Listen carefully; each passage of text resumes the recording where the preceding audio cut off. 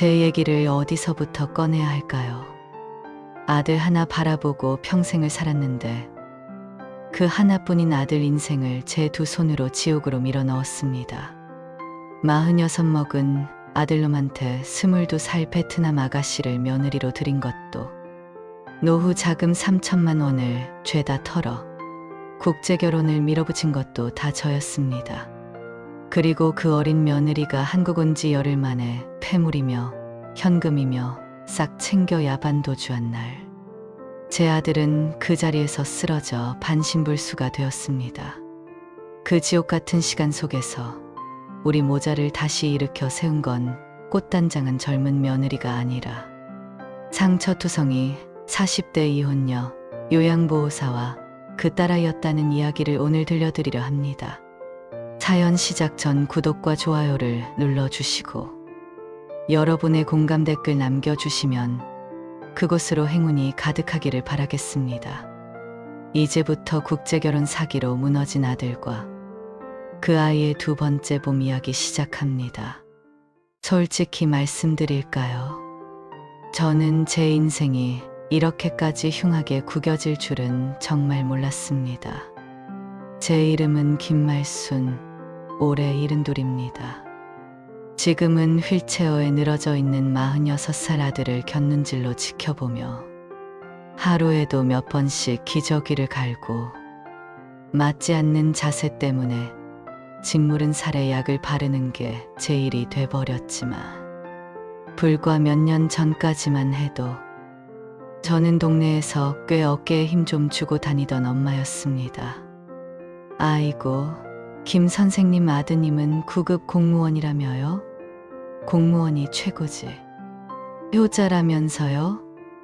혼자 사는 어머님 그리 잘 챙긴다고 소문났어요.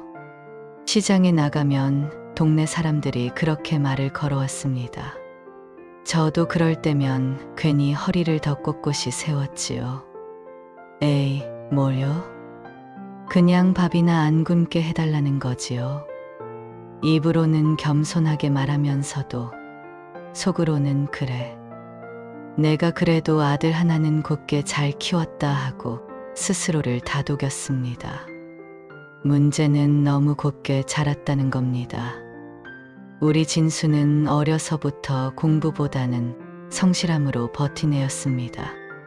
공무원 시험도 한 번에 붙은 게 아니라 남들 다 포기할 때까지 버티고 버텨서 겨우 합격했죠. 그러다 보니 연애 같은 건 해볼 틈도 없었습니다. 25, 30, 35. 동네 친구들은 하나둘 결혼을 하고 애들이 유치원, 초등학교를 들어가는 동안 우리 집은 늘 저와 아들 둘뿐이었습니다. 저녁에 퇴근해서 들어오는 아들 뒷모습을 저는 너무 잘 압니다. 구청 민원 창구에서 하루 종일 사람들 진상 다 받아주고 들어오면 말수가 더 줄어들어요. 왔냐, 진수야. 밥 데워줄까? 아니야, 엄마. 그냥 라면이나 끓여 먹을게. 대답은 항상 짧았습니다. 씻고 나오면 혼자 소파에 앉아 캔맥주 하나 따고 TV도 제대로 보지 않은 채 멍하니 앉아있던 그 뒷모습. 그게 어느 순간 저한테 혼자 늙어가는 남자 등짝처럼 보이더라고요. 어느 날은 그 아이가 그랬습니다. 엄마, 나는 그냥 혼자 살 팔자인가 봐. 나이 40이 넘으니까 선자리도 안 들어온다. 그 말을 듣는데 갑자기 숨이 턱 막히는 거예요. 내가 언제 죽을지 모르는데 손주 얼굴 한 번 못 보고 눈을 감게 되는 건가. 이 생각이 머리를 내려쳤습니다. 그날 밤 저는 아들이 방에 들어간 뒤에도 한참을 거실에 앉아 있었습니다. 벽에 걸린 오래된 흑백 사진을 멍하니 쳐다보면서요. 젊은 시절의 제 남편, 그리고 10살쯤 되어 보이는 진수와 찍은 가족 사진. 남편은 공사장 사고로 일찍 세상을 떠났고 그 뒤로 저는 아들 하나만 붙잡고 살았거든요. 그래도 아들 장가만 보내면 내 인생 할 일은 다 한 거지. 이게 제 평생 소원이었습니다.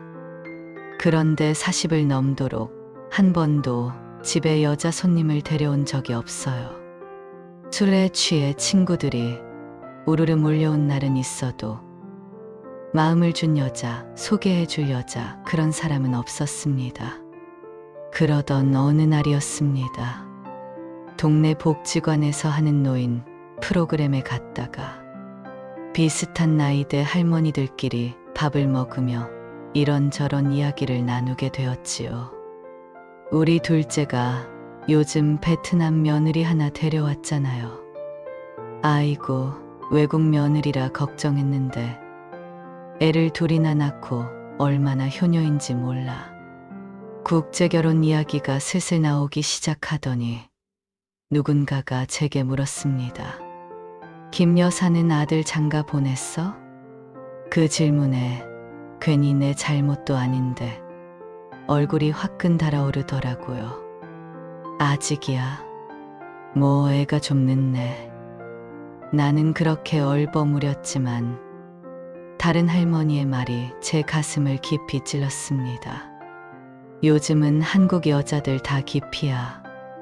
40 넘은 남자는 쳐다도 안 본다더라. 국제결혼 알아봐. 베트남 처녀들 얼마나 싹싹한데. 공무원이면 완전 조건 좋은 신랑이지. 그 말이 귀에 딱 박혔습니다.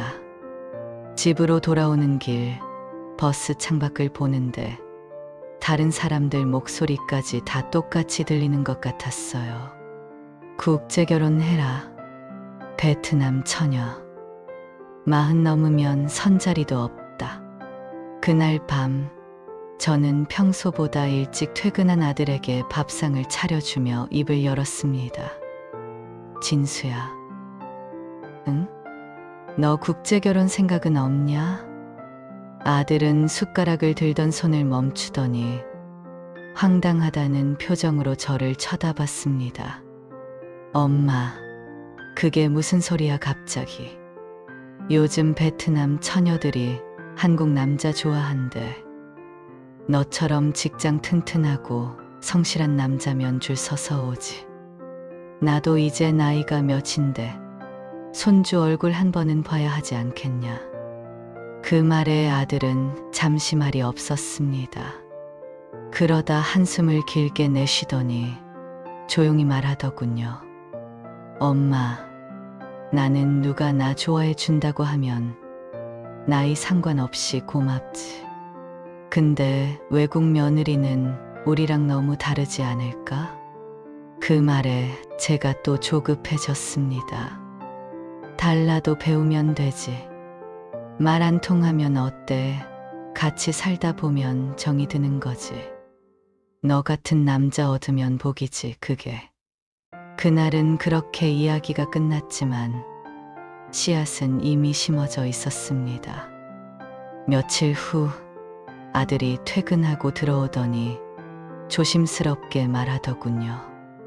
엄마, 혹시 국제결혼 중개업체 알아본 데 있어? 그 순간 저는 가슴이 쿵하고 내려앉으면서도 이상하게 기뻤습니다. 있지. 그날 복지관에서 듣고 명함 챙겨왔어. 저는 서랍 깊숙이 넣어두었던 명함을 꺼내 들고 손가락으로 문질렀습니다. 베트남, 필리핀, 태국 전문 국제결혼. 성공률 98%. 행복한 가정. 지금 시작하세요. 그 문구가 그날따라 유난히 또렷하게 보였습니다. 그때는 몰랐습니다. 그 명함 한 장이 우리 모자의 인생을 송두리째 바꿔버릴 줄은요. 이 이야기는 실화를 바탕으로 재구성하여 창작된 시니어 인생사연입니다. 제 소개를 제대로 해야겠지요. 저는 1950년대 말에 태어난 전형적인 가난한 흙수저 세대입니다. 어릴 때 제 기억은 늘 비슷합니다. 겨울이면 방 한 칸에서 연탄 냄새에 코를 쥐고 살았고 여름이면 부엌에 파리와 모기가 들끓었습니다. 국민학교도 도시락이 없어 혼자 손가락만 빨다가 친구들 남긴 반찬을 얻어먹던 시절이 있었지요. 20살이 되기도 전에 저는 공장에서 재봉틀 밟는 처녀가 되었습니다. 당시만 해도 여자는 많이 배워봤자 소용없다는 말이 당연했던 시대라 공부는 꿈도 못 꿨어요. 그저 배우자 하나 잘 만나서 고생 덜 했으면 하는 게 소원이었습니다. 제 남편은 그렇게 만났습니다. 공장 앞 분식집에서 우연히 마주친 동네 목수였어요. 배운 건 없지만 손재주 좋고 말은 적어도 일은 성실히 하는 사람이었습니다. 말순 씨, 나랑 같이 살래요? 큰 집은 못 해줘도 평생 굶기진 않을게. 그 서툰 청혼에 저는 순순히 고개를 끄덕였습니다. 신혼이라고 해봐야 지금 기준으로 보면 참 보잘것없는 살림이었습니다. 방 한 칸짜리 새방에서 시작해서 장롱 하나 드리기도 빠듯했죠. 그래도 우리는 행복했습니다. 결혼하고 몇 년 뒤 우리 진수가 태어났습니다. 그날 저는 분만실에서 애를 낳고도 눈물이 멈추질 않았어요. 이제 내가 가족이 생겼구나. 이 아이 하나만 잘 키우면 내 인생은 성공이야. 그러나 행복은 길지 않았습니다. 남편은 40이 채 되기도 전에 공사장에서 떨어져 세상을 떠났습니다. 현장 사고였지만 그때는 보상이고 뭐고 제대로 받기 힘든 시절이었어요. 빈소에서 울고 있는 어린 진수를 끌어안고 저는 속으로 수백 번을 다짐했습니다. 괜찮다. 내가 둘이서 살면 되지. 내가 엄마고 내가 아빠다. 그때부터 제 인생은 엄마이자 아빠로 사는 인생이 되었습니다.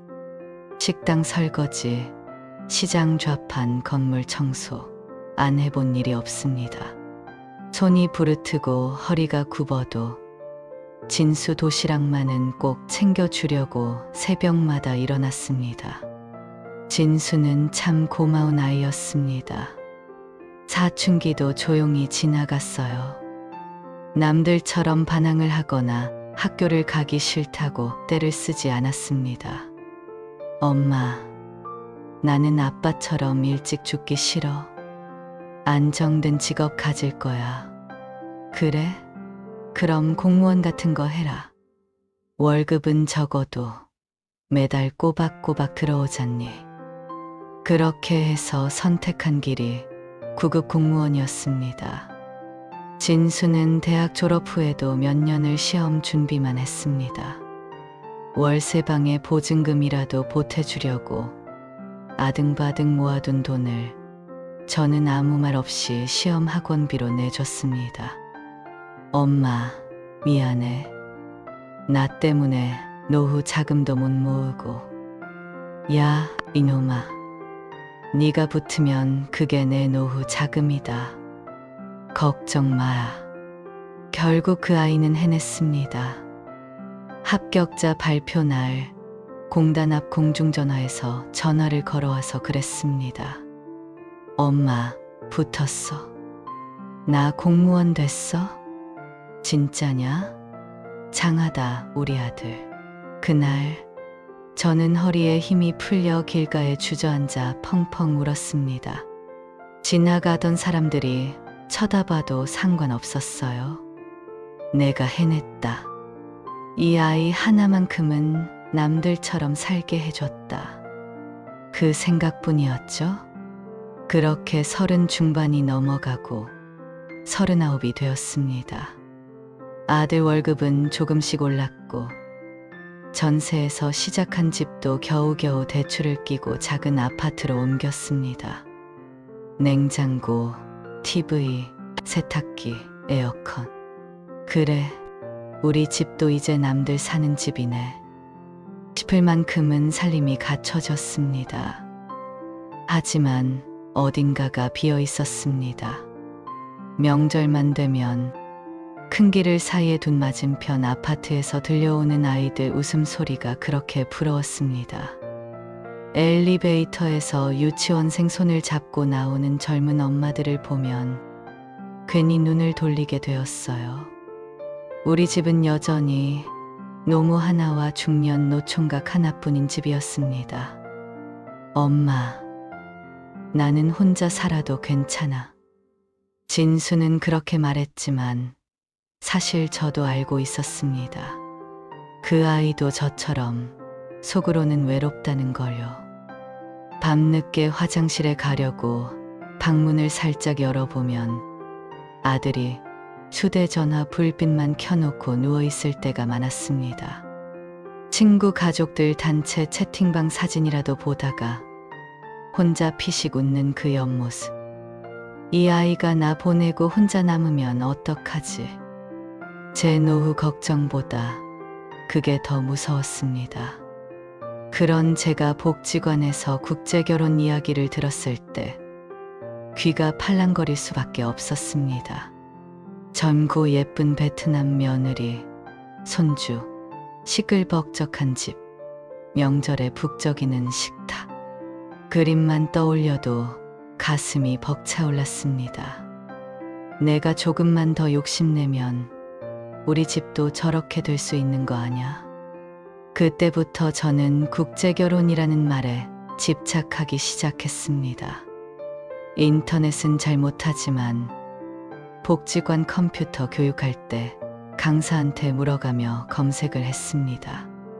54세 노총각 국제결혼 성공 사례, 베트남 며느리 후기. 글을 아무리 읽어봐도 안 좋은 얘기는 잘 안 보였습니다. 다들 행복하다, 효부를 만났다는 글만 눈에 들어왔죠. 지금 생각하면 제가 보고 싶은 것만 골라본 거겠지요. 그 중에서도 유독 눈에 들어오는 말이 있었습니다. 직업이 안정적인 40대 남성, 베트남에서 인기가 많다. 우리 진수가 딱인데. 그날 밤 저는 제 통장을 펼쳐봤습니다. 평생 모아온 적금과 퇴직금, 남편 보험금에서 조금 남겨둔 돈들, 빼곡히 찍힌 숫자들을 보다가 결국 한숨을 길게 몰아쉬며 마음을 굳혔습니다. 그래, 이 돈 써서 아들 장가 보내고 손주 안겨보는 게 내 인생 마지막 소원이다. 그때는 몰랐습니다. 그 결심이 우리 집 대문을 통해 들어올 22살짜리 폭탄을 초대하는 거나 다름없었다는 걸 말입니다. 국제결혼 중개업체 사무실에 처음 들어섰을 때 솔직히 말씀드리며 제 마음은 이미 절반쯤 들떠 있었습니다. 아들 장가 가는 일이라고 하면 어지간한 불안도 설렘 하나에 묻혀버리니까요. 사무실은 생각보다 번듯했습니다. 흰 벽지에 새 가구 냄새가 나는 회의실, 테이블 위엔 하루 새상 성운이라고 적힌 패널이 놓여 있었고 벽에는 행복한 국제부부 가족 사진이 잔뜩 걸려 있었습니다. 어머님, 요즘은 베트남 여성들이 한국 남성과 결혼하는 걸 굉장히 선호합니다. 중개업체 실장이 덕담을 늘어놓기 시작했습니다. 특히 박진수 씨 같은 공무원분들은 조건이 너무 좋죠? 진수는 그 말을 듣고 얼굴이 붉어졌습니다. 그냥 열심히 일합니다. 서툴고 겸손한 말투 그대로. 제 아들은 그렇게 조용히 웃었습니다. 그 모습을 보면서 저는 마음속으로 되뇌었어요. 그래, 이 아이처럼 성실한 남자면 누구라도 행복하게 살 수 있지. 하지만 그 순간 주변을 둘러보던 제 눈에 작은 장면이 들어왔습니다. 회의실 구석에서 젊은 직원 둘이 귓속말을 나누며 키득거리고 있었습니다. 그리고 그중 하나가 속삭이는 걸 제가 놓치지 않았습니다. 이번에도 새 프로필 사진만 돌려막기 했대.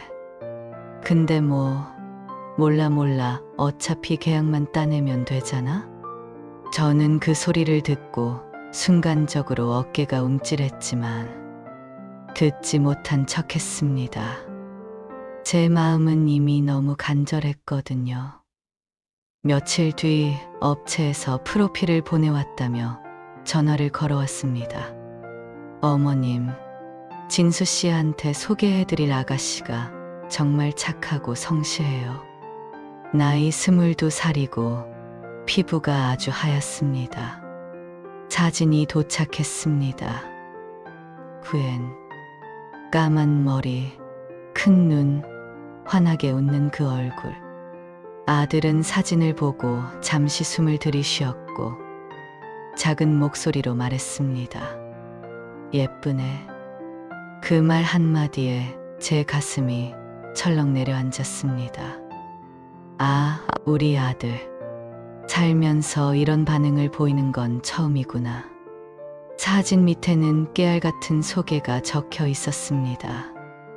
성격 온순, 가정적, 한국 문화에 관심 많음. 지금 생각하면 다 복붙한 문장이었을 텐데 그땐 그런 의심조차 하지 않았죠. 저는 슬며시 아들의 팔을 쳤습니다. 진수야, 어때? 너한테 딱이지 않냐? 너무 어린데 그래도 엄마가 좋다며. 저는 그 말에 속으로 외쳤습니다. 그래? 이제 진짜 손주 보는 거다. 하지만 그때도 또 하나의 신호가 있었습니다. 사진 속 후엔의 뒤쪽, 그릿하게 비친 배경에 남자의 어깨가 보였습니다. 두 사람이 나란히 찍은 사진을 억지로 잘라낸 것처럼. 순간 마음이 찌릿했지만 저는 그 사진을 확대해서 보지 않았습니다. 아니, 어쩌면 보면서도 외면했겠지요. 베트남으로 향하는 아들의 마음은 들떠있는 듯 했습니다. 5시간 남짓 걸리는 비행기에서 아들은 계속 이야기했습니다. 엄마, 조금은 마음에 걸리는 것이 있어요. 뭐가? 이번에 만나서 서로 맘에 들면 바로 현지에서 결혼식 한다는 게 그건 그런데 다들 그렇게 한다잖아. 그러니까요. 그럼 우리 신랑 측은 엄마 혼자잖아요. 아들은 막상 결혼을 한다니까 생각이 많은 듯 했습니다. 이런저런 이야기 끝에 호치민 공항에 도착했습니다. 베트남의 처음 땅을 밟은 호치민 공항은 매우 덥고 습했습니다. 여행객들과 호객꾼들로 말 그대로 인산이네였습니다. 편말을 들고 우리를 기다리는 결혼중개업체 사장님에게로 갔습니다. 오시느라 수고 많으셨습니다. 일단 호텔로 가서 짐부터 푸시고 점심을 드시러 가시죠. 호텔로 가는 차 안에서 중개업체 사장님은 아들의 스케줄에 대해 설명을 하더군요. 신랑님은 신부를 3번 정도 만나게 되실 겁니다. 신랑님이 신부가 마음에 들면 바로 현지에서 결혼식하고 혼인신고 끝내면 신부는 결혼 비자를 받기 위해 한국어 수업을 듣게 됩니다. 한국어 시험 합격하는데 보통 6개월 정도 걸리는데 이 아가씨는 미리 공부를 해서 조금 당겨질 수 있을 겁니다. 한국 사무실에서는 이렇게 자세하게 설명하지 않았는데 현지에 오니 절차가 다소 까다롭게 느껴졌습니다. 그날 저녁 첫 만남을 가지고 호텔로 돌아온 아들이 말했습니다. 엄마, 통역이 따라다니면서 통역해주니 말도 편하고 좋았어요. 아들은 첫 만남에서 예비 며느리가 마음에 드는 듯 했습니다. 베트남 현지 결혼식은 솔직히 말해 너무 빨리 진행되었습니다. 비행기 타고 온 지 5일 만에 예식을 치른다는 게 말이 됩니까? 그래도 저는 모든 게 운명처럼 맞아떨어지는 거지라고 스스로 합리화했습니다. 우리는 업체에서 준비한 차로 신부 고향집으로 갔습니다. 차에서 내리자마자 머리가 흔들릴 정도로 큰 음악 소리, 줄지어 쳐놓은 하얀 텐트들, 도착 전에 결혼식에 대한 모든 세팅이 끝난 상태였습니다. 그곳에서 저는 며느리를 처음 봤어요. 사진 그대로 예쁘긴 예뻤습니다. 하지만 눈이 너무 차가웠습니다. 진수가 손을 잡으려 하면 마지못해 잡는 척만 하고 툭 떼어냈고 사진 찍을 때만 억지로 미소를 지었습니다. 제가 다가가 아가 멀리 떨어진 곳에서 살아야 하는데 고마워 했더니 그녀는 한국말을 못 알아듣는다는 듯 눈만 동그랗게 뜨고 있었습니다. 처음 만나는 사돈 내외는 생각보다 젊었습니다. 통역 소개로 인사 한 번 한 것이 전부였습니다. 그런데 그녀 친구들 뒤에서 다른 남자 하나가 계속 그녀를 보며 휴대폰을 만지작거리고 있더군요. 사진 찍을 때마다 그 남자가 고개를 절레절레 흔들며 밖으로 나갔습니다. 저는 그 순간에도 친척인가 보다 이렇게 스스로를 속였습니다. 진수는 행복했으니까요. 한 번도 사랑받아 본 적 없는 내 아들이 그저 미소 하나에 심장이 뛰고 있었으니까요. 하지만 그 모든 이상 신호들, 문자 한 줄로 다 설명되는 일이었습니다. 보고 싶을 거야. 한국 가면 꼭 돌아올게. 그 메시지를 그녀는 한국 오기 전날까지도 그 남자와 주고받고 있었습니다. 물론 그때는 저는 몰랐죠. 한국에 돌아와서 아들에게 물었습니다. 진수야, 너는 결혼식 괜찮았어? 아들은 그 질문에 애매한 표정으로 말했습니다. 그냥 시간만 빨리 가라였어요. 말도 안 통하고 시끄럽고. 이날 아들과 대화하다가 알았습니다. 결혼식이 끝나고 저는 업체 차량으로 호텔로 왔는데 아들은 신부 집에서 하루 묵어야 한다고 했고 저는 그런 줄로만 알았습니다. 하지만 아들의 이야기는 달랐습니다. 아들은 결혼식 끝나고 별다른 표현도 없이 신부와 호치민으로 돌아와서 다른 호텔에서 둘이 함께 묵고 다음 날 다시 신부 고향집으로 가서 손님 접대하기를 3일 동안 했다고 합니다. 그렇게 3개월이 지났고 드디어 아들이 베트남으로 그녀를 데리러 갔습니다. 한국에 들어온 첫날부터 뭔가 이상했습니다. 아니, 이상한 정도가 아니라 아주 노골적이었습니다. 후에는 도착하자마자 집 구경을 하는 둥 마는 둥 바로 자기 방 문을 닫아버렸습니다. 아들이 후엔 한국 음식 먹어볼래? 하고 부르면 문틈으로 고개만 내밀어 No no 하고 금세 문을 닫았습니다.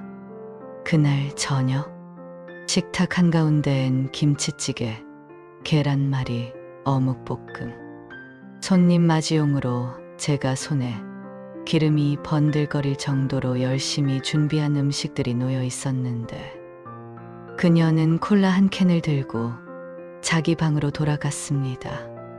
저는 멍하니 그 뒷모습을 바라보다가 결국 혼잣말처럼 말했습니다. 아가가 피곤해서 그러나 보네. 하지만 제 속에서는 아주 작은 불씨가 피어오르고 있었습니다. 아무리 그래도 첫날인데 다음 날 아들은 출근했습니다. 저는 한국 생활이 낯설 텐데 도움이 필요하겠지 싶어 조심스레 문을 두드렸습니다. 아가 밥은 먹었니? 대답이 없었습니다. 노크를 조심스럽게 하고 문을 열었는데 그녀는 침대에 누워 휴대폰을 붙들고 있었습니다. 베트남어로 속삭이듯 대화를 하던 그녀는 제가 들어가자마자 휴대폰 화면을 아래로 뒤집었습니다. 그리고 외면했습니다. 그때 저는 봤습니다. 휴대폰 화면에 뜬 영상통화 화면. 아주 어린 남자의 얼굴. 볼이 통통한 20살도 안 돼 보이는 남자아이. 저는 그게 누구냐고 묻고 싶었지만 묻지 않았습니다. 아니, 못 물었습니다. 질문하는 순간 제 욕심이 들통날까 무서웠거든요. 입국 5일째, 그녀는 갑자기 아들에게 말했습니다. Money send mother sick. 아들은 당황한 듯 저를 봤습니다. 엄마 후엔 어머니가 많이 아프신가 봐. 그 아이는 그 말만 들으면 마음이 약해지는 애였습니다. 아들은 용돈 외에 100만 원을 그녀 손에 쥐어줬습니다. 그녀는 어디론가 전화를 하면서 100만 원, 100만 원을 계속 얘기하더군요. 알아듣지 못하는 저를 보며 아들이 핸드폰을 꺼냈습니다. 누구와 통화합니까? 그녀의 대답은 이러했습니다. 베트남에서 잘 알고 지내던 한국으로 시집온 언니가 있는데 사정 얘기했더니 도와주겠다고 하여 100만 원을 베트남으로 송금했다는 것입니다. 저는 찜찜한 구석이 있었지만 아무 말 하지 않았습니다. 며느리가 시집와서 첫 부탁인데. 다음 날 아침 아들은 출근을 했고 그녀는 또 어떤 남자와 영상통화를 하더군요. 조용한 실내로 그녀의 목소리와 다른 목소리가 섞여 나왔습니다. 익숙하고 친밀한 음성. 남자 쪽에서 웃으며 말하는 소리. 한국에서의 생활과는 다르게 나긋나긋한 그녀의 목소리. 저는 그대로 얼어붙었습니다. 입국 9일째. 그녀는 그날따라 유난히 다정했습니다. 엄마 예물 목걸이 보고 싶어요. 저는 바보처럼 기뻤습니다. 처음으로 나를 엄마라고 불렀으니까요. 나는 금목걸이, 반지를 정성스레 꺼내 며느리 손에 쥐었습니다. 그녀는 거울 앞에서 한번 슥 착용해 보더니 그 표정. 아, 지금 생각해도 참 소름 끼칩니다. 탐욕, 그 미소는 사랑도 정겨움도 아닌 오로지 가져가는 사람의 표정이었습니다. 입국 10일. 아침 일찍 저는 병원에 갔다가 오후 1시에 돌아왔습니다. 현관문은 잠겨 있었고 집안은 조용했습니다. 안방문을 열어보니 옷장 문이 활짝 열려 있고 안이 텅 비어 있었습니다. 서랍에 있던 비상금도 금목걸이도 반지도 전부 사라져 있었습니다. 식탁 위에는 며칠 전 그녀가 먹던 컵라면 용기 하나가 덩그러니 있었습니다. 저는 그 앞에 멍하니 앉아 젓가락 하나 주워들고는 아무 생각 없이 뒤집힌 용기 바닥을 바라보고 있었습니다. 꿈이었으면 좋겠다는 생각밖에 안 들었습니다. 며칠 전 아는 언니가 한국에 있다더니 그 언니 만나러 갔나 해서 아들에게 연락도 하지 않았습니다. 그날 밤 퇴근한 아들이 텅 빈 안방을 보더니 그 자리에서 무너져 내렸습니다. 엄마, 후엔 어디 갔어? 농담이지. 이거 나한테 왜 이래? 다음 날 아들은 출근을 해야 했고 우리는 하루를 더 기다려보기로 했습니다. 우선 결혼 중개업체로 연락해 후엔이 없어진 사실을 알리고 연락하던 언니를 수소문해달라고 부탁했습니다. 전화로 이야기를 해서 그런지 이 업체가 수상한 점이 한두 가지가 아니었습니다. 망연자실한 아들은 휴가를 내고 다음날 함께 결혼 중개업체를 찾았습니다. 아들은 예전의 아들이 아니었습니다. 공무원답게 논리 정연하게 묻더군요. 사장님은 돈을 받고 소개만 하면 된다고 생각하시면 안 되는 거 아닌가요? 사장님이 소개하는 사람과는 평생을 함께하는 부부가 되는 겁니다. 그런데 신부에 대해 아무런 검증도 없이 그냥 프로필만 받고 소개하시는 겁니까? 아들의 날카로운 질문에 당황한 듯한 사장은 성의 없이 대답했습니다. 저희가 아가씨들 프로필 받으면 거짓이 있는지 전부 알아봅니다. 진수 씨도 사진과 프로필 받아봐서 아시겠지만 고등학교 졸업 말고는 다른 특이 사항이 없었어요. 저희는 기댈 곳이라고는 이 업체밖에 없는데 업체에서는 자기들 잘못이 아니라는 듯한 반응이었습니다. 집으로 돌아온 아들은 다음 날이 밝는 대로 경찰서 가서 실종 신고를 하였습니다. 경찰서에서는 동일한 신고가 간간히 접수되어 찾아보면 말이 통하지 않아 길을 잃은 경우와 돈 때문에 집을 나가 다른 곳에서 일하는 경우가 있다고 했습니다. 하지만 대부분 불법 체류를 하고 있기 때문에 깊숙이 숨어 지내서 찾기가 쉽지 않다고 했습니다. 가출한 며느리를 찾기 위해 아들은 휴가와 연차까지 모두 다 소진해서 출근을 해야만 했습니다. 퇴근 후 집에 돌아오면 아들은 정신 나간 사람이 되어 있었습니다. 이렇게 살다가는 큰일 낼 듯하여 조심스럽게 아들에게 물었습니다. 내가 알아봤더니 혼인무효 소송도 있다더라. 그렇게 해놓으면 비자 때문에 돌아오지 않을까? 아들은 조용히 대답했습니다. 벌써 다 해놨어요. 다 내 잘못이에요. 베트남을 오가면서 혼례를 치르느라 휴가도 다 써서 바로 출근을 했어야 했던 아들은 신혼 기분도 제대로 내지 못하고 출근하는 바람에 그녀의 집안 생활에 대해 전혀 눈치채지 못하고 있는 것 같았습니다. 그저 말이 통하지 않고 한국에는 아무도 없이 혼자라 외로워서 그런 거라 생각했던 것입니다. 진수야, 오해하지 말고 들어. 후에는 한국에 오자마자 핸드폰만 보고 방에서 나오지도 않았어.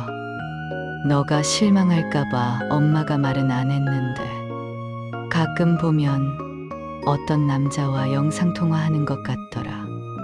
고개를 푹 숙이고 있던 아들은 힘없이 대답했습니다. 엄마, 후엔이 어려서 저와 대화가 잘 안 되었나 봐요. 기다리면 며칠 후에는 연락 올 거예요. 순하고 착하디 착한 아들은 아내라고 미련을 버리지 못하는 것 같았습니다. 그리고 며칠 뒤 결혼 중개업체로부터 연락이 왔습니다. 진수 씨, 놀라지 말고 들으세요. 저희 쪽에서 알아봤는데 다행히 후엔의 위치를 찾았습니다. 그런데 지금 업체 사장은 머뭇거리며 말을 아꼈습니다. 아들은 아무 말 없이 가만히 듣고만 있었습니다. 지금 후에는 구미의 한 노래방 도우미로 있다는 정보를 입수했습니다. 후에는 진수 씨에게 돌아갈 마음은 없는 사람입니다. 그냥 경찰에 신고하고 귀국 조치하시는 것이 낫지 않을까요? 업체 사장은 제 일이 아니라고 아무런 감정도 없이 말을 했습니다. 화도 낼 줄 모르던 아들이 벌컥 화를 냈습니다. 사장님, 그쪽 연락처와 주소를 알려주세요. 어떤 조치를 하든 그건 나와 내 아내 간의 문제입니다. 유흥업소 연락처를 넘겨받은 아들은 바로 다음 날 구미를 찾았습니다. 결혼 중개업체 사장도 일말의 책임이 있다며 동행을 자처했기에 두 사람이 그녀를 찾아 나섰습니다. 밖에서 그녀가 나타나기를 기다리는 아들은 초조한 듯 발을 동동 구르고 있었습니다. 어스름한 저녁 무렵 퇴근 시간이 되어 많은 사람들이 거리로 나왔습니다. 아들과 사장은 기다리던 후엔을 만나지 못해 직접 후엔이 일한다는 노래방으로 찾아갔습니다. 사장님, 혹시 여기서 일하는 아가씨 중에 이런 사람 있습니까? 아들은 후엔의 사진을 보여주며 물었습니다. 사장님은 두 사람을 경계하는 듯한 표정으로 말했습니다. 무엇 때문에 찾으시는 거죠? 아들이 공무원증을 보이자 노래방 사장님은 단속 공무원으로 착각했는지 자세하게 설명하기 시작했습니다. 그 말인즉슨 노래방 자체로 도우미를 두고 영업하는 것이 아니라 손님이 찾으면 속칭 보도방으로 전화해서 몇 명 보내달라고 요청하며 그쪽에서 차로 데리고 온다는 것이었습니다. 그리고 사진을 보고는 여기로 오는 도우미 중에 한 명이라고 알려주었습니다. 아들은 자초지정을 설명하고 노래방의 구석진 룸에서 기다리기로 했습니다. 그렇게 기다리기를 2시간. 마침 노래방 사장이 노크를 했습니다. 저기, 그 아가씨 왔어요. 2번 룸으로 들어갔습니다. 아들과 업체 사장은 2번 방으로 갔습니다. 열린 문틈 사이로 후엔이 한 중년 남자에게 술을 따르며 같이 앉아 있는 장면이 아들의 눈에 들어왔습니다. 아들은 들어가서 손목이라도 잡고 끌고 나오고 싶었지만 들어갈 용기가 없었습니다. 아들의 눈에는 눈물이 하염없이 흐르고 있었습니다. 그리고 손에 쥐고 있던 휴대폰이 바닥에 떨어지며 그 아이는 그대로 쓰러졌습니다. 제 아들, 그 순간 뇌에서 혈관이 터졌던 겁니다. 아들이 병원 응급실로 실려갔던 그날, 저는 제 인생에서 가장 추운 밤을 보냈습니다. 병원 복도 의자에 앉아 있는데 형광등 불빛이 눈을 찌르는 것처럼 아팠습니다. 의사는 말했습니다. 뇌경색입니다. 그나마 병원에 빨리 도착해서 다행입니다. 오른쪽 편마비가 의심됩니다. 이 병은 평생 이렇게 살아야 합니다. 완치라는 게 없는 것이 매병변입니다. 재활치료 시작하셔야 합니다. 저는 고개를 끄덕이면서도 아무 소리가 들리지 않았습니다.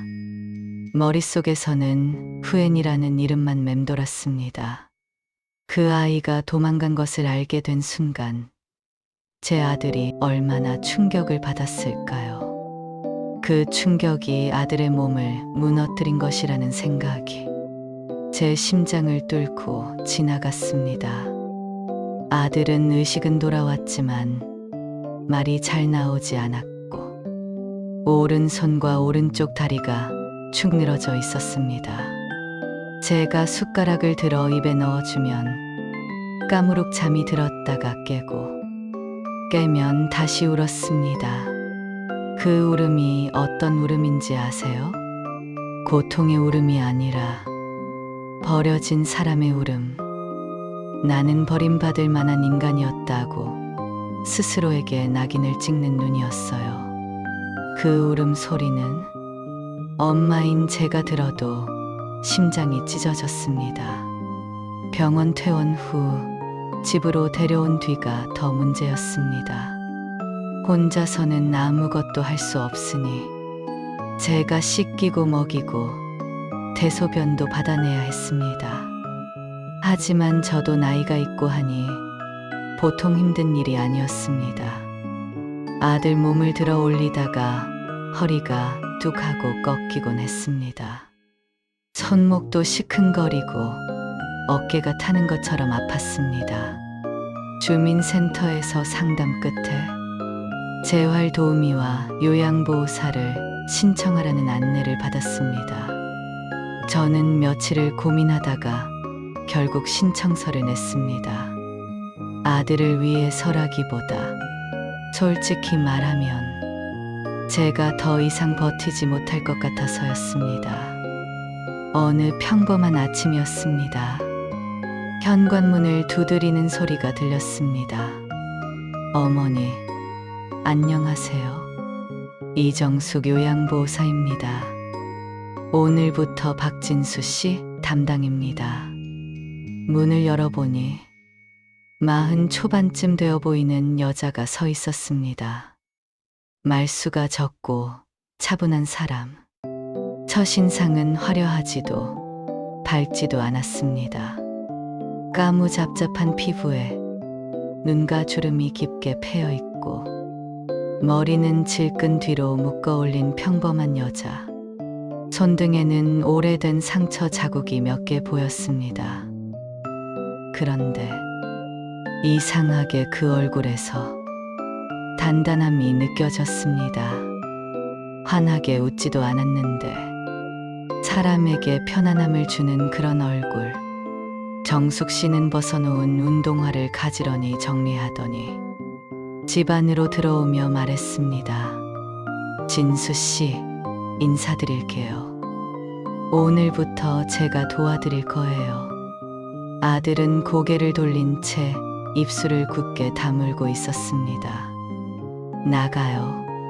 다 필요 없어요. 그게 아들의 첫마디였습니다. 정숙 씨는 조금도 흔들리지 않았습니다. 오히려 담담한 목소리로 말했습니다. 박진수 씨, 지금은 몸이 불편해서 누군가의 손을 빌릴 수밖에 없어요. 하지만 그게 부끄러운 일이 아닙니다. 저는 이 일로 제 딸을 먹여 살려요. 그러니 제 손을 더럽다고 하시면 안 됩니다. 그 말투도 기세도 없이 억울함도 없이 그냥 사실을 말하는 평온한 목소리. 저조차도 말문이 막혔습니다. 아들은 떨리는 목소리로 소리쳤습니다. 만지지 마. 나 더러운 몸이야. 그때 정숙 씨는 아주 큰 한숨을 쉬더니 아들 옆에 조용히 앉았습니다. 박진수 씨, 더러운 몸인 사람은 상처 주고 떠난 사람입니다. 남겨진 사람은 그저 아픈 겁니다. 그 말에 저는 심장이 턱하고 내려앉는 느낌이 들었습니다. 그녀는 그렇게 아들의 마음을 긁지 않고 억지로 달래지도 않고 그저 있는 그대로 받아들였습니다. 그리고 침대에서 힘없이 축 늘어진 아들을 팔과 허리 힘만으로 부드럽게 들어 올리더니 휠체어에 앉혔습니다. 제가 했을 때는 늘 아들이 고통을 참지 못하고 끙끙댔는데 정숙 씨는 단 한 번도 아들을 아프게 하지 않았습니다. 숙련된 손길, 정직한 태도, 억척스러운 말투 속의 따뜻함. 그날 저는 처음으로 이 사람이면 우리 아들 살려낼 수도 있겠다. 그런 생각을 했습니다. 며칠 뒤였습니다. 재활 운동을 시작하고 저는 부엌에서 미음을 끓이고 있었습니다. 그런데 거실에서 어른과 아이 목소리가 동시에 들리는 겁니다. 엄마, 숙제 다 했어. 깜짝 놀라 나가보니 초등학교 4학년쯤 되어 보이는 여자아이가 문 앞에서 신고 있던 운동화를 벗고 있었습니다. 누구니? 그때 정숙 씨가 말했습니다. 죄송해요, 어머니. 오늘 학교가 일찍 끝나서 혼자 집에 두기가 불안해서 데려왔어요. 저는 아이를 바라봤습니다. 가방이 닳아서 지퍼가 삐뚤어지고 옷도 얻어 입혔는지 신체에 맞지 않아 커 보이고 조금은 가난한 티가 나는 아이. 그런데 눈이 참 맑았습니다. 할머니, 안녕하세요? 그 아이가 인사했습니다. 순간 제 가슴이 쿵 내려앉았습니다. 할머니, 누군가가 내게 수십 년 만에 부르는 그 말. 저도 모르게 눈물이 고였습니다. 아이를 방에 앉혀두고 과자를 내어주며 이야기를 나누는데 정숙 씨가 뒤에서 무심하게 말하더군요. 남편이 아이 두고 떠났어요. 도박이랑 다른 여자 문제로. 그 말투는 울먹이지도 비굴하지도 않았습니다. 그냥 사실을 말하는 사람이었습니다. 그 순간 저는 아주 작은 소름이 돋았습니다.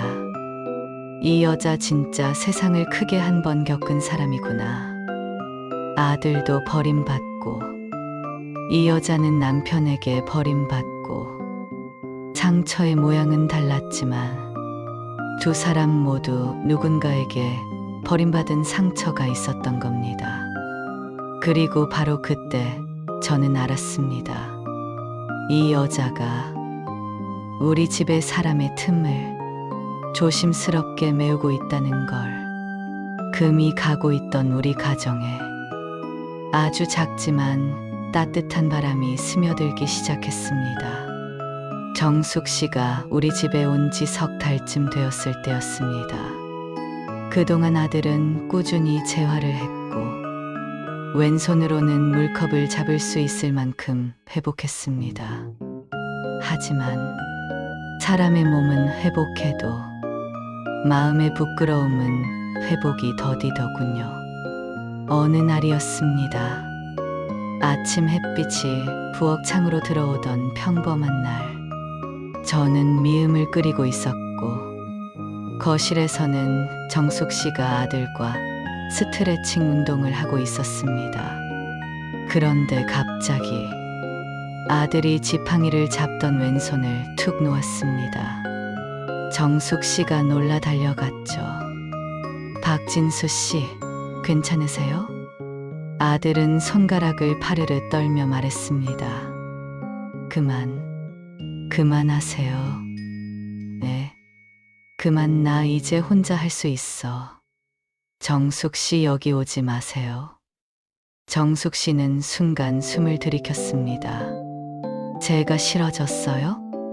아들은 고개를 돌린 채 말했습니다. 정숙 씨는 좋은 사람이에요. 너무 좋은 사람이라서. 그래서 여기 있으면 안 돼요. 저는 부엌에서 그 말을 듣고 손에 들고 있던 국자를 떨어뜨렸습니다. 정숙 씨는 처음으로 감정이 흔들린 듯 보였습니다. 천천히 아들 앞에 앉아 말했습니다. 제가 왜 여기 있으면 안 되죠? 아들은 침을 꿀꺽 삼키고 입을 열었습니다. 나는 반쪽짜리예요. 몸도 반쪽, 마음도 반쪽. 나 같은 사람 옆에 있으면 정숙 씨 인생까지 반쪽 나요. 아들이 그 말을 할 때 마치 칼로 제 심장을 그대로 내리찍는 것 같았습니다. 그 아이는 스스로를 버리고 있었던 겁니다. 자기 인생에 값어치가 없다고. 정숙 씨는 조용히 고개를 들었습니다. 눈빛이 흔들리고 있었습니다. 저도 반쪽이었어요. 그 한마디에 아들이 움찔했습니다. 정숙 씨는 넉살 좋게도 밝게도 말하지 않았습니다. 그저 조용히 수술 상처를 드러내듯 아주 천천히 속마음을 꺼내놓기 시작했습니다. 저 이혼하고 나서 거울을 한참 본 적이 있어요. 그녀는 자신의 손가락을 만지작거리며 말을 이었습니다. 남편이 도박으로 집안을 말아먹고 다른 여자랑 살림 차리고 저랑 딸 버리고 갔어요. 아들은 숨을 멈춘 듯 가만히 듣고 있었습니다. 그때 저는 제가 버려진 반쪽짜리 인생이라고 생각했어요. 딸아이랑 둘이서 두부 반모 사서 하루 두 끼 해결하던 날도 있었어요. 그녀의 목소리는 떨렸지만 흐트러지지 않았습니다. 상처를 떠올리는 사람의 목소리치고는 놀라울 만큼 담담했습니다. 그리고 어느 날 알았어요. 반쪽이었던 건 제가 아니고 저를 버린 그 사람이더라고요. 아들은 천천히 시선을 들었습니다. 정숙 씨는 손등을 무릎 위에 올려놓고 아주 조심스럽게 말을 이었습니다. 진수 씨, 당신이 반쪽이 된 게 아니에요. 당신을 버린 사람이 반쪽짜리였던 거예요. 아들은 눈을 질끈 감았습니다. 어깨가 들썩이고 있었습니다. 그리고 정숙 씨가 마지막 말을 하려는 순간 목소리가 아주 작아졌습니다. 그리고 저는 당신을 돌보면서 알게 됐어요. 아들은 고개를 들었습니다. 초점 없는 시선이 정숙 씨를 향했습니다. 당신이 반쪽인 나는 평생 만날 수 없는 사람이라는 걸요. 무슨 말인지 아들의 입이 떨렸습니다. 당신은 상처가 깊어도 누가 버려도 여전히 누군가를 믿고 사랑하는 사람입니다. 그녀는 손을 뻗어 아들의 축 늘어진 오른손을 잡아 자기 볼에 가만히 가져다 댔습니다. 아들은 크게 흔들렸습니다. 떨리는 눈동자에서 서서히 눈물이 흘러내렸습니다. 정숙 씨가 말했습니다. 조용히 그러나 단호하게. 당신은 반쪽이 아니에요.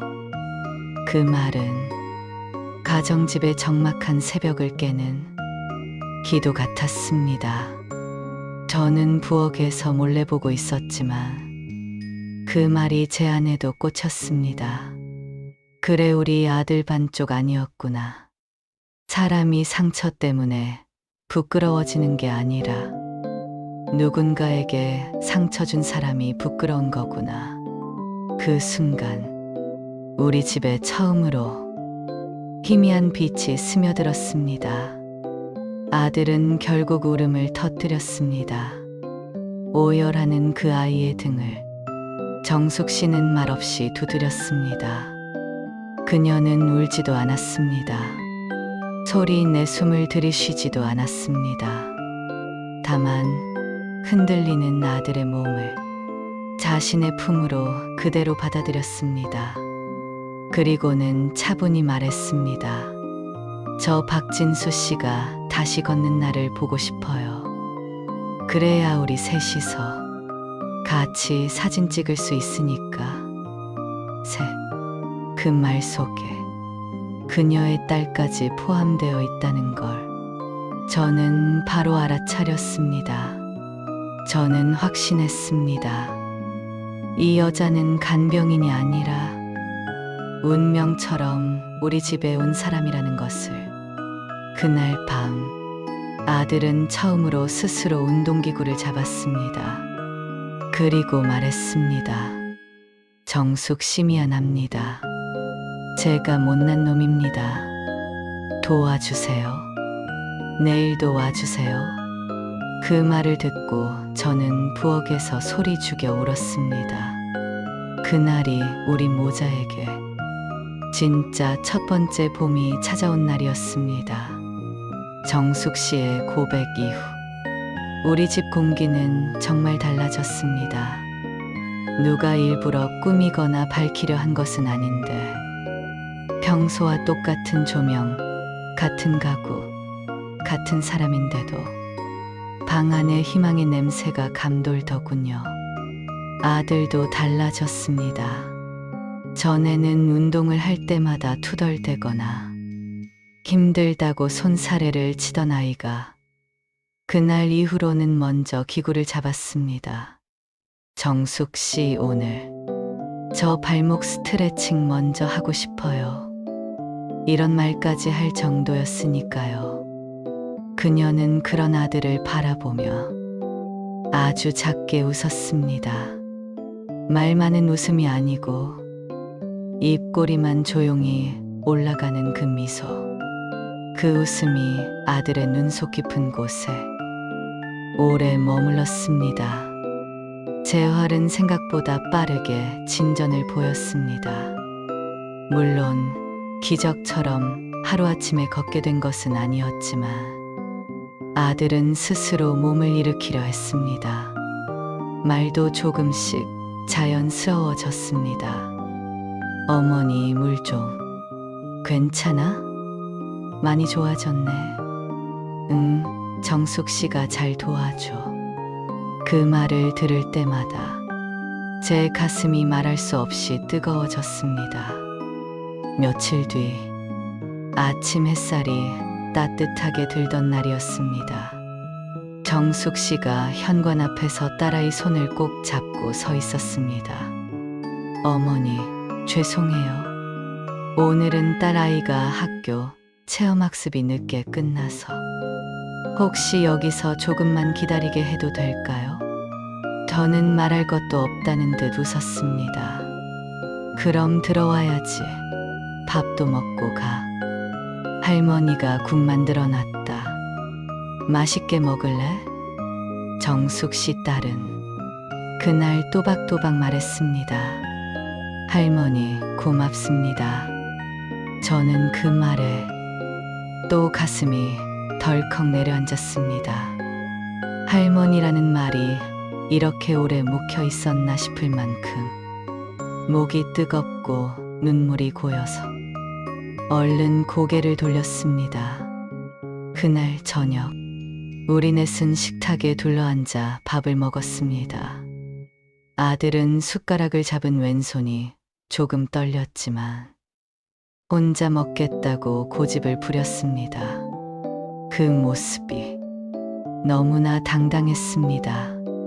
정숙 씨는 딸아이 밥그릇에 계란말이를 덜어주며 말했습니다.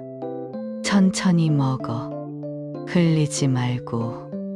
그 목소리가 우리 집에 오래전 사라졌던 엄마의 목소리 같았습니다. 아들이 조심스럽게 입을 열었습니다. 어머니, 왜, 진수야? 내가 살아보고 싶어. 누구를 위해서가 아니라 내가 살아보고 싶어.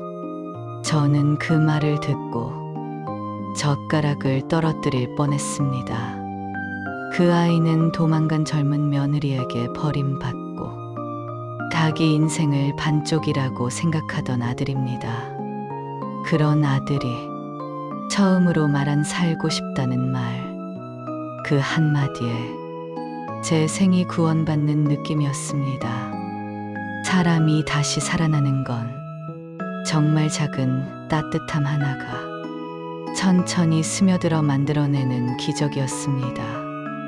며칠 뒤 조금은 쌀쌀한 봄바람이 불던 주말, 아들은 처음으로 집 앞 50m를 지팡이에 의지해 걸었습니다. 정숙 씨가 그 옆에 섰고 딸아이가 뒤에서 박수를 쳤습니다. 저는 그 모습을 보며 두 손을 모으고 하늘을 보았습니다. 여보, 당신 보고 있지? 우리 아들 다시 걷는다. 다시 살아난다. 이날 이후 저는 결심을 했습니다. 오랫동안 입속에서만 굴리던 말, 하지만 이제는 반드시 해야 하는 말. 어느 날 저녁 우리 네 사람, 저 아들 정숙 씨 그리고 딸아이 모두 함께 밥을 먹고 있을 때였습니다. 저는 밥그릇을 내려놓고 손등을 천천히 닦았습니다. 정숙 씨? 네, 어머니. 미안한데 오늘은 내가 한 가지 말 좀 해야겠다. 정숙 씨와 아들, 딸 모두 제 얼굴을 바라봤습니다. 저는 잠시 눈을 감았다가 숨을 들이쉬며 말했습니다. 정숙 씨 이제 요양보호사 그만둬라. 순간 정숙 씨의 얼굴이 굳었습니다. 아들도 화들짝 놀라 저를 바라봤습니다. 어머니, 무슨 말씀이세요? 저는 조용히 고개를 저었습니다. 요양보호사 말고 우리 가족이 돼주면 안 되겠니? 정숙 씨는 숨을 들이켰습니다. 어머니, 저는 손을 테이블 위로 뻗었습니다. 작게 떨리는 그 손을 정숙 씨가 마주 잡았습니다. 나는 정숙 씨를 며느리로 삼고 싶은 게 아니야. 아들 몸 상태도 좋지 않아 부담이 클 수도 있고. 그런 걸 떠나서 저는 아들을 바라봤습니다. 그 아이는 눈을 깜박이며 입술을 꼭 깨물고 있었습니다. 정숙 씨? 나는 정숙 씨를 내 딸로 맞이하고 싶어요. 정숙 씨의 눈가가 붉어졌습니다. 그리고 우리 진수 짝으로 들어와 줘요. 아들이 그 말을 듣는 순간 입술을 가리며 울기 시작했습니다. 정숙 씨도 울었습니다. 조용히, 그러나 눈물이 줄줄 흐르는 울음. 어머니, 제가 진수 씨 잘 지킬게요. 그 말에 저는 참고 참았던 눈물을 쏟아버렸습니다. 다음 날 우리는 처음으로 4명이 함께 사진을 찍었습니다. 작은 동네 사진관에서 플래시가 번쩍하고 터지는 순간 저는 정말로 느꼈습니다. 아, 이게 우리 가족이구나. 22살 며느리가 도망간 자리는 43세의 상처 있는 여자가 자기 딸과 함께 따뜻하게 채워주었습니다. 운명은 화려한 문으로 들어오지 않았습니다. 작고 조용한 걸음으로 우리 집 문 앞에 서 있었습니다. 그날 이후 아들은 더 열심히 재활을 했고 얼마 지나지 않아 구청 사회복지과에 다시 복직했습니다. 완벽하진 않지만 글채 없이도 걷고 혼자 지하철 타고 출근할 만큼 정상적인 생활을 되찾았습니다. 저는 그 아이의 뒷모습을 보며 마음속으로 중얼거렸습니다. 그래, 이게 2번째 봄이지. 또다시 대가 끊기지 않았습니다. 또다시 가족이 생겼습니다. 이제는 조건이 아니라 사람이 남긴 빈자리로 다시 채워진 가족이었습니다.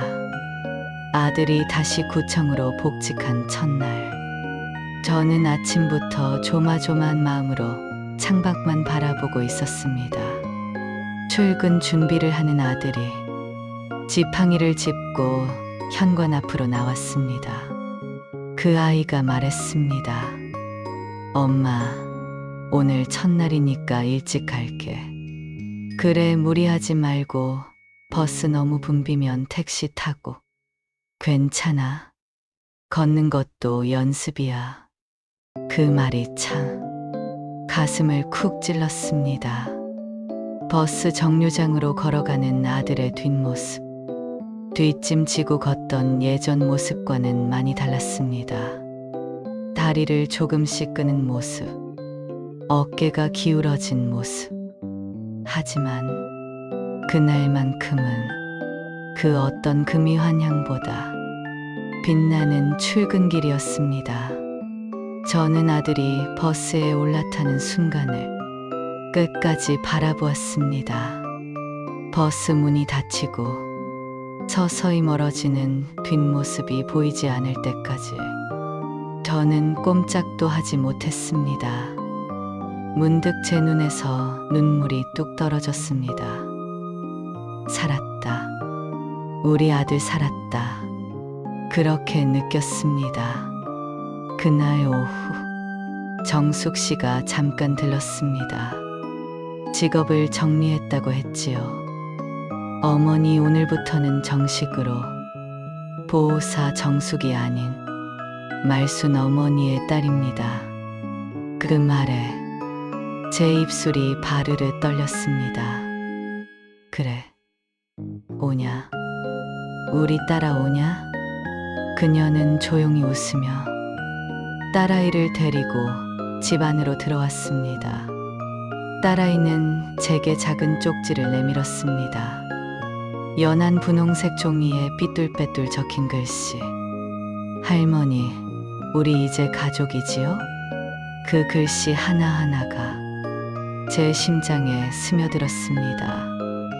내가 그토록 바라던 가족이라는 말, 그게 이렇게 낯선 손에서 받아지는 날이 올 줄이야. 그날 저녁, 아들이 퇴근하고 들어왔습니다.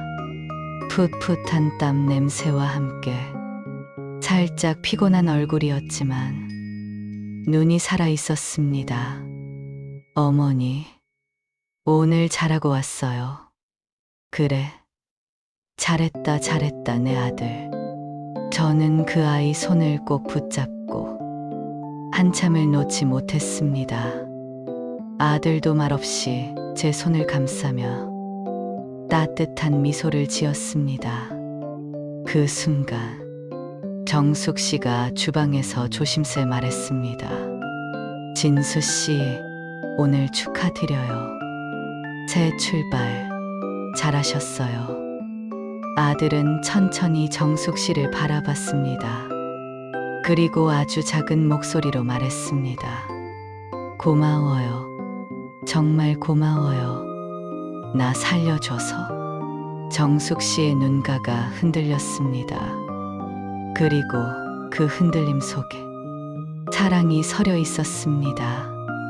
그날 밤, 저는 잠이 오지 않아 거실에 홀로 앉아 있었습니다. 벽에 걸린 우리 넷의 가족 사진을 바라보고 있었지요. 플래시가 조금 과하게 터져서 제 이마 주름이 더 또렷하게 보이고 아들의 눈이 반쯤 감긴 어설픈 사진이었지만 저에게는 세상에서 가장 완벽한 사진이었습니다. 사진 속 내 사람의 표정이 말하고 있었습니다. 이 집은 다시 살아났다.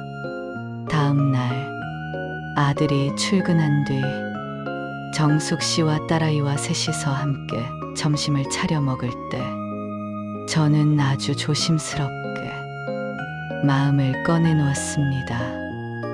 정숙아, 내 어머니, 미안한데 내가 사는 날까지 네 딸은 내가 손녀라고 부를 거야.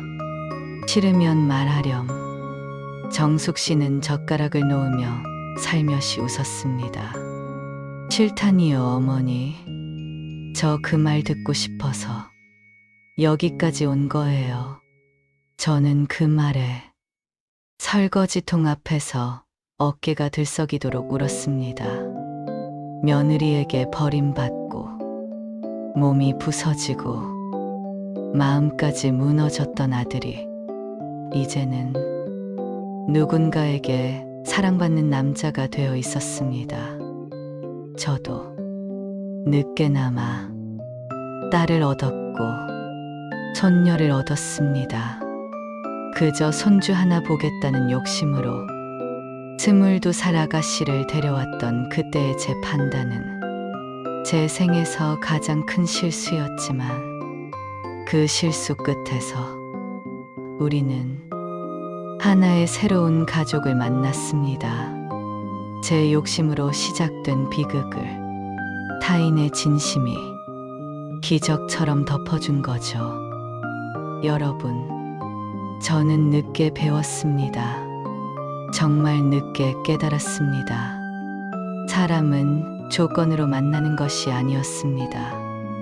나이, 직업, 외모, 국적, 겉으로 보이는 조건을 쫓아가며 저처럼 온 가족이 무너질 수 있습니다. 정말 우리를 지켜주는 건 화려한 스펙이 아니라 힘든 날 나를 붙잡아주는 손 한 번이었습니다. 그리고 진짜 인연은 뜻밖의 순간 조용히 문을 두드립니다. 우리가 상처로 울고 있을 때조차 한 사람의 진심이 우리 인생을 일으키는 기적이 됩니다. 저는 이제 압니다. 아무리 늦은 봄이라도 봄은 반드시 다시 온다는 것을요. 이 이야기가 공감되셨다면 구독과 좋아요로 다음화. 자식에게 재산을 미리 주면 안 되는 진짜 이유 편을 함께 해주세요. 여러분 가정에도 따뜻한 봄이 찾아오기를 기도하겠습니다.